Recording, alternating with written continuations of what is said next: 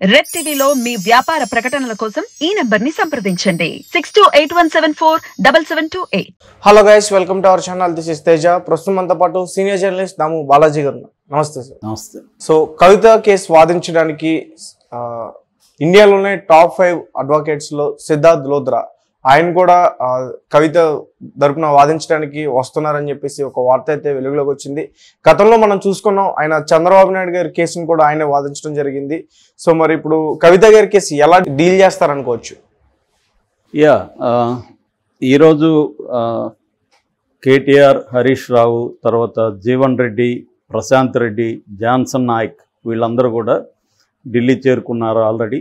So వాళ్ళు ప్రధానంగా కోర్టుల్లో కవిత తరపున బెయిల్ పిటిషన్ వేయడానికి వెళ్ళినట్టుగా తెలుస్తుంది. అంటే అడ్వకేట్స్తో మాట్లాడి ఇప్పటివరకు ఏంటంటే సుప్రీంకోర్టులో కవిత తరపున విక్రమ్ చౌదరి ఆయన పనిచేస్తున్నారు. బట్ ఆయన సరిపోరు దీనికి అని కేసీఆర్ రామోజీరావుని సలహా అడిగినట్టుగా చెప్తున్నారు. ఎందుకంటే మనకి తెలుగు రాష్ట్రాల్లో చంద్రబాబుకు ఉన్నంత నాలెడ్జ్ కానీ, ఎక్స్పీరియన్స్ కానీ, నెట్వర్క్ కానీ ఇంకే ఏ నాయకుడికి కూడా లేదు.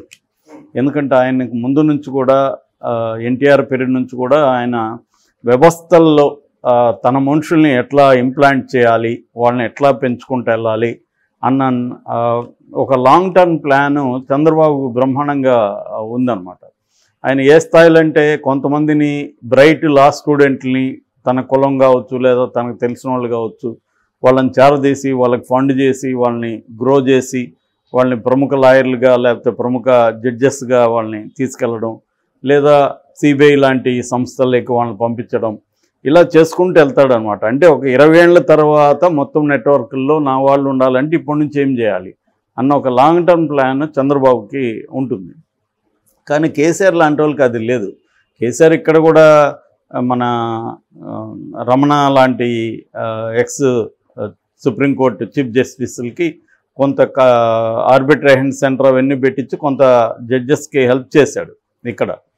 దాని మీద కూడా అప్పట్లో విమర్శలు వచ్చాయి. అంటే వాళ్ళకి ల్యాండ్ ఇవ్వడము, అక్కడ ఒక బిల్డింగ్లో వాళ్ళకి కంప్లీట్గా కొద్ది రోజులు ఫ్రీగా ఇవ్వడం, ఇట్లాంటివి ఏవో చేశారు. సో కానీ అయినప్పటికీ కూడా ఆయనకి ఒక ర్యాపో అనేది లేదు. దానివల్ల రామోజీరావుని సలహా అడిగాడని చెప్తున్నారు. సో రామోజీరావు సిద్ధార్థ లోత్రాని రికమెండ్ చేశాడని చెప్తున్నారు. ఎందుకంటే రామోజీరావు కూడా సిద్ధార్థ లోత్రాతో మంచి పరిచయం ఉంది. ఈవెన్ సునీతారెడ్డికి కూడా వివేకానంద రెడ్డి కేసులో సిద్ధార్థ లోత్రానే ఉన్నాడు. ఇక మనం చూసాం చంద్రబాబు విషయంలో అయితే సిద్ధార్థ లోత్రా మొత్తం అసలు కోఆర్డినేట్ చేసింది ఆయనే. అయితే సిద్ధార్థ లోత్రా గురించి ఒకటి చెప్పేది ఏంటంటే ఆయన వెరీ హైలీ ఆయనకి రెమ్యునరేషన్ చాలా ఎక్కువ. టైం ఎలా ఉంటుందంటే ఆయన ఆఫీస్ నుంచి బయలుదేరి చివరికి ఆఫీస్కి వెళ్ళే వరకు కూడా ఎవరి మినిట్ కౌంట్ అని చెప్తారు. ప్రతి దానికి ఆయన ఫీ చేస్తారు. అట్లాగే ఆయనకు ఒక పెద్ద బ్యాచ్ ఉంటుంది. ఆ బ్యాచ్కి కూడా అందరికీ క్లయింట్ మీదే వేస్తారని అంటారనమాట. సో ఆ స్థాయిలో లాయర్ని పెట్టుకుంటే ఏమవుతుందంటే జడ్జెస్ కూడా లాయర్లు చాలా గొప్పవాళ్ళు ఉన్నప్పుడు, పెద్దవాళ్ళు ఉన్నప్పుడు జడ్జెస్కి కూడా వాళ్ళకి విలువైన వాళ్ళ టైంకి వాల్యూ ఇస్తారు. వాళ్ళకి కూడా తెలుసు ఈయన టైం ఎంత వాల్యూ, ఇక్కడికి వచ్చినాడంటే ఈయనకి ఎంత పేమెంట్ ఉంటుంది జడ్జెస్ కూడా తెలుసు. రెండోది ఏంటంటే వాళ్ళకి అంత డబ్బులు ఎందుకు ఇస్తారు? ఫస్ట్ ఆఫ్ ఆల్ వాళ్ళకి ఆ నాలెడ్జ్ కానీ, ఎక్స్పీరియన్స్ కానీ, ప్రజెంటేషన్ విధానం కానీ, వర్క్ చేయడం, బ్యాక్ ఎండ్లో వర్క్ చేసే పద్ధతి కానీ, ఇవన్నీ ఏళ్ల తరబడి వాళ్ళు సాధించుకున్న వ్యవహారం. ఊరికి పోయి ఇచ్చారు కదా డబ్బులు. అట్లాగే వాళ్ళు చేసిన కేసుల్లో సక్సెస్ రేటు ఇవన్నీ కౌంట్ అవుతాయి. సో దీనివల్ల ఏమవుతుందంటే వాళ్ళ నాలెడ్జ్కి జడ్జెస్ కూడా కొద్దిగా ఒక రకమైన అంటే భయం అనే అన్న కానీ ఒక రకమైన రెస్పెక్ట్ ఇస్తారు. చాలాసార్లు జడ్జెస్కి వీళ్ళే గైడ్ చేస్తుంటారు. ఫలాని చట్టం ఫలాని ఇది చెప్తుంది, లేదంటే సుప్రీంకోర్టులో గతంలో ఈ తీర్పు ఇచ్చారు, ఇవన్నీ కోట్ చేయాల్సి ఉంటుంది అన్నమాట. సో అందువల్ల తరవుగా పనిచేస్తారు. వాళ్ళకి మంచి రీసెర్చ్ టీమ్స్ ఉంటాయి. ఈ నెట్వర్క్ అంతా వాళ్ళకి కూడా చాలా ఖర్చు అవుతుంది, అంత ఈజీ వ్యవహారం కాదు. సో అందుకని సిద్ధార్థ లోత్రాని కవిత విషయంలో దించాలని అనుకుంటున్నారు. రెండవది ఏంటంటే ఇప్పుడు చంద్రబాబు మీద పెట్టిన కేసుల్లో చట్టాలు ఏంటి? IPC and PC act. PC అంటే ప్రివెన్షన్ ఆఫ్ కరప్షన్ యాక్ట్. ఈ రెండు పెట్టారు. కానీ ఇది వేరే. ఈమె మీద ఉన్న ఇన్వెస్టిగేటివ్ ఏజెన్సీలు 2 ఉన్నాయి. ఒకటి సిబిఐ, రెండోది ఈడీ. ప్రధానంగా ఇప్పుడు ఈడీ అరెస్ట్ చేసింది, సిబిఐ చేయాల. ఈ కేసులో ముద్దాయిలు దాదాపు 30 మందికి పైన అరెస్ట్ అయింటే అందులో కొంతమందిని సిబిఐ అరెస్ట్ చేసింది, కొంతమందిని ఈడీ అరెస్ట్ చేసింది. ఫర్ ఎగ్జాంపుల్ 15 మందిని ఈడీ అరెస్ట్ చేస్తే 6 మందిని సిబిఐ అరెస్ట్ చేసింది. ఇప్పుడు ఈమెను కూడా ఈడీ అరెస్ట్ చేసింది. ఈడీ అరెస్ట్ చేసినప్పుడు ఏమవుతుందంటే పిఎంఎల్ఏ చట్టం అంటారు, మనీ లాండరింగ్. పిఎంఎల్ఏ అంటే prevention of money laundering act. So అసలు మనీ లాండరింగ్ అంటే ఏంటి? చాలామందికి మనీ లాండరింగ్ అంటే అర్థం కాదు. మనీ లాండరింగ్ అంటే సింపుల్గా చెప్పాలంటే బ్లాక్ మనీని వైట్గా మార్చుకునే ప్రాసెస్సే. అంటే నువ్వు బ్లాక్ మనీని సంపాదిస్తావు అక్రమ మార్గాల ద్వారా, దాన్ని అనేక ఛానల్స్ ద్వారా సక్రమ మార్గంలోకి లీగల్ ఫార్మేట్లోకి తీసుకొస్తావు అన్నమాట.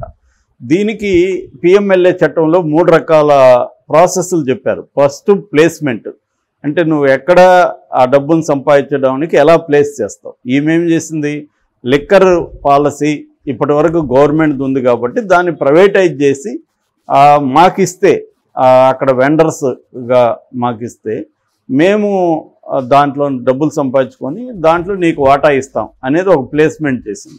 సో దాంట్లో నుంచి డబ్బులు వస్తుంది. ఇప్పుడు ఆమెకి వచ్చిన తర్వాత దీన్ని లేయరింగ్ అంటారు. సెకండ్ ఇది లేయరింగ్ అంటే ఈ డబ్బుల్ని డిఫరెంట్గా తీసుకురావాలి.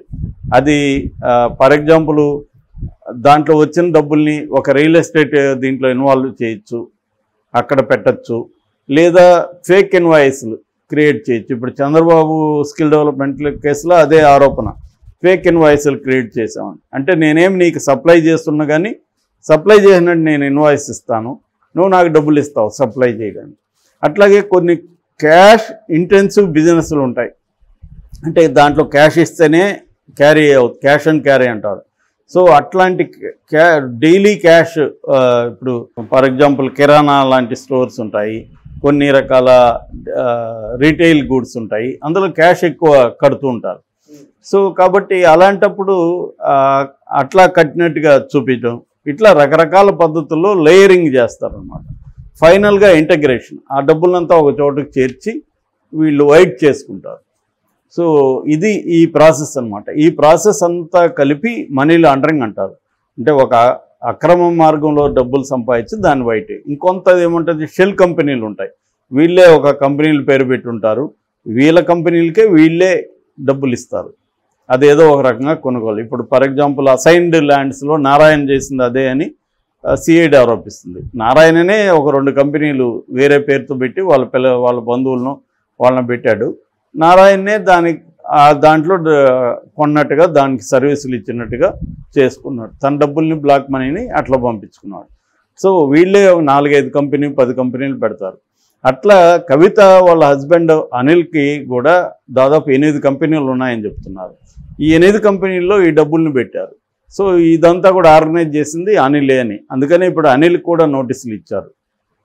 అనిల్కి ఇచ్చారు, వాళ్ళ పిఏ రాజేష్కి, కవిత పిఏ రాజేష్కి ఇచ్చారు, వ్యక్తిగత సిబ్బంది 3కి కూడా ఇచ్చారు నోటీసులు. ఈ 3 ప్లస్ రాజేష్ ప్లస్ అనిల్ రేపు రమ్మన్నారు 5 మందిని. సో ఇది అనమాట పిఎంఎల్ఏ చట్టం అనేది వెరీ రిగరస్గా ఉంటుంది. ఎందుకంటే ఈ ఎకనామిక్ క్రైమ్స్ని టాలరేట్ చేయకూడదని సుప్రీంకోర్టు కూడా అనేకసార్లు చెప్పింది. పిఎంఎల్ఏ చట్టాన్ని 2002లో తీసుకొచ్చారు. ఇప్పుడు ఈ చట్టంలో సెక్షన్ 3 కింద ఈమె నేరం చేసిందనేది ఈడీ ఆరోపిస్తుంది. సెక్షన్ 29 కింద నోటీసులు ఇచ్చే అధికారం మాకుందని కూడా నిన్న కోర్టులో వాదనల సందర్భంలో ఈడీ తరపున అడ్వకేట్స్ అక్కడ చెప్పారు అన్నమాట. సో ఇది చాలా పకడ్బందీగా ఉంటుంది పిఎంఎల్ఏ చట్టం. మామూలుగా ఐపీసీలో ఉండే మనకి చట్టాలలో ఏంటంటే నేరం ప్రూవ్ అయ్యే వరకు కూడా కొన్ని హక్కులు ఉంటాయి, కొన్ని మనం డిమాండ్ చేయొచ్చు, ప్రాథమిక హక్కులు ఉంటాయి అన్నమాట. కానీ ఇటువంటి ప్రత్యేకమైన చట్టాలు ఎందుకు రూపొందిస్తారంటే మామూలు చట్టాల్లో ఉండే వెసులుబాట్లు ఏవి దీంట్లో ఉండవు, చాలా కఠినంగా ఉంటాయి రూల్స్ అన్నీ కూడా. అంటే బెయిల్ అంత ఈజీగా రాదు, బెయిల్ ఇవ్వకూడదు అంత ఈజీగా. మామూలుగా అయితే 7 ఏళ్ల లోపల శిక్ష పడే కేసుల్లో బెయిల్ ఇచ్చేయాలనేది చెబుతారు. మొన్న కూడా ఆంధ్రప్రదేశ్ హైకోర్టు తెలుగుదేశం వాళ్ళకి అరెస్ట్ చేయబోతున్నారు అన్నప్పుడు సిఐడికి సీరియస్గా చెప్పింది, 7 ఏళ్ల లోపల కేసులు అరెస్టులు చేయకండి, మీరు నోటీసులు ఇవ్వాలి 41 కింద 41A కింద అని. కానీ దీంట్లో అది వర్తించదు. యాక్చువల్గా ఇప్పుడు కవితకి ఎన్ని ఏళ్ళు శిక్ష పడుతుందంటే మినిమం 3 ఏళ్ళు పడే అవకాశం ఉంది, మ్యాక్సిమం 7 ఏళ్ళు పడే అవకాశం ఉంది. కానీ మ్యాక్సిమం 7 ఏళ్ళు పడే కేసుల్లో ఐపీసీలో అయితే అరెస్టే చేయరు, కానీ దీంట్లో అది వర్తించదు అనమాట. దీంట్లో అరెస్టులు చేసేయచ్చు. పిఎంఎల్ఏ చట్టం అనేది కొద్దిగా టఫ్ చట్టము. ఈ చట్టంలో నుంచి బయటపడాలంటే టాప్ లాయర్లు ఉండాలనేది కేసీఆర్ ఆలోచిస్తున్నాడు. అందుకనే కేసీఆర్ సైలెంట్గా ఉండి వీళ్ళని గైడ్ చేస్తున్నాడు. తను ఏంటంటే పెద్ద సర్కిల్ని కదుపుతున్నాడు, వాళ్ళతో తను మాట్లాడుతున్నాడు అనేది చెప్తున్నారు. మరి ఏం జరుగుతుందనేది చూడాలి. Okay sir, thank you so much.